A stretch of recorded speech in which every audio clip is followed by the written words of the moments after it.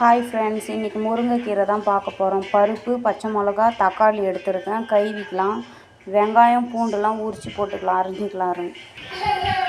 கழுவி வச்சு பூண்டு சேர்த்துக்கலாம், வெங்காயம் சேர்த்துக்கலாம், முருங்கைக்கீரை ஆஞ்சி எடுத்துக்கலாம். பருப்பு தேவையான அளவு தண்ணி ஊற்றிக்குவாங்க. புளி ஊற வச்சுக்கலாம். முருங்கைக்கீரை சேர்த்துட்டு மூடிடலாம்.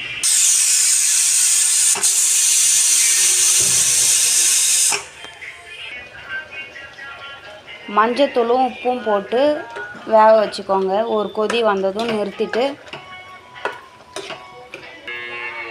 கடைஞ்சிக்கலாம். எண்ணெய், காஞ்ச மிளகாய் சேர்த்துக்கோங்க. வெங்காயம், கடுகு கடைஞ்சி தாளித்து சேர்த்துக்கலாம். ஆஃப் பண்ணிடலாம். காஞ்ச மிளகாய் சேர்த்தாச்சு. மிக்ஸ் பண்ணிவிட்டு கடைஞ்சி தாளித்து சேர்த்துக்கலாம். ஊற வச்ச புளியை கரைச்சி சேர்த்துக்கலாம்.